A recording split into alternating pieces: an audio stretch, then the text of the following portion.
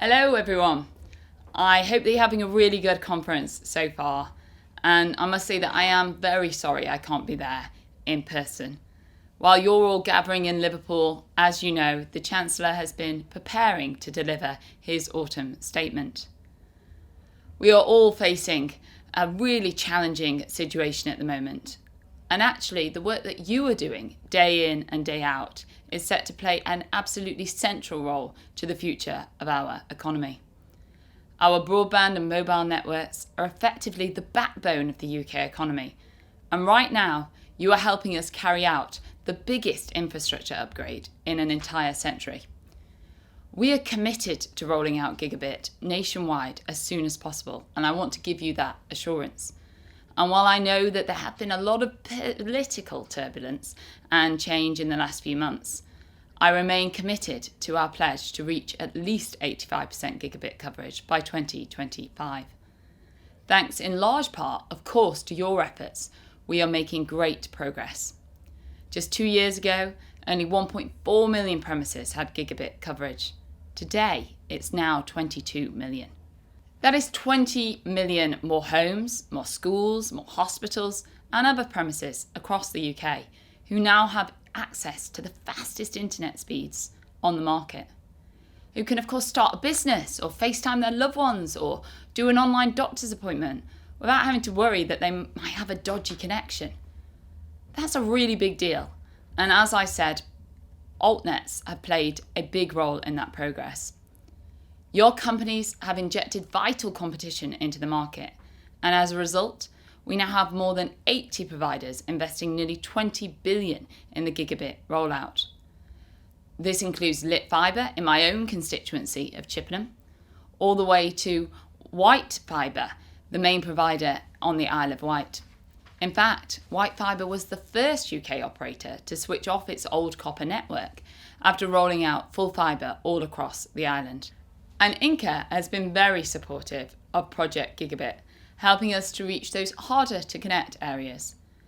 And I know that 2 of its members have been awarded our first contracts to connect homes and businesses in North Dorset, Teesdale and North Northumberland. But it is not just connectivity. Every time you invest, you're creating thousands of new high quality jobs and ploughing money into training and skills. So whether someone is living in a densely populated urban area or a market town or out in the countryside, the benefits for communities across the UK are absolutely huge. However, as I said before, I want us together to go further and I want us to go faster. For one thing, there are still too many people in the country who are waiting too long to get connected. That is particularly true in those really far-flung rural areas where it is hard to deliver gigabit or a strong mobile signal. It is absolutely vital that no one gets left behind by the digital revolution.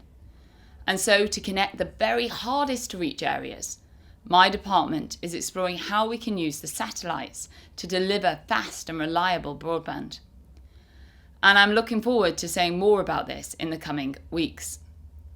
At the same time, I want to make sure that the industry has got the support that it needs from government. And so I'm looking at what other regulatory reforms we could pursue to boost rollout. We are already bringing in new laws to speed up negotiations between network operators and landowners to pick up the pace of rollout and to ensure that fair prices are agreed. And a requirement that new build homes have gigabit capabilities, something which I'm sure you will agree with me is long overdue. After all, you would not build a house without making sure it was connected to water or electricity. Today, broadband is as essential as any other utility, and of course it should be treated that way. But it is not just broadband. We are still committed to our target to roll out 4G coverage to 95% of the UK by 2025, and we'll be publishing a new wireless infrastructure strategy in the coming months to help put us on the path to 6G. All of those things are looking to the future. But in my final comments, I just want to make my own appeal about the challenges that we face in the present.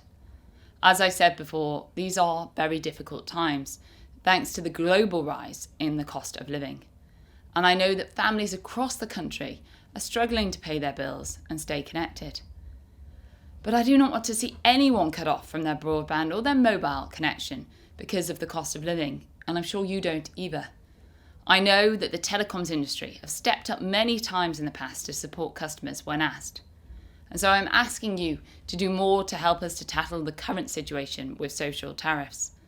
According to Ofcom, only 136,000 eligible houses out of 5 million are actually taking up this vital support. Millions of families are missing out. I know that there are lots of reasons why households might not be using them, and I'm sure lots of INCA members might point to the fact that they already offer low prices. But only 31% of eligible people know that these tariffs even exist. And so I wanted to use this opportunity to urge you to help us spread that message. We are reaching out to local communities through job centres, through libraries, through schools. And we also need you to help us to do the same.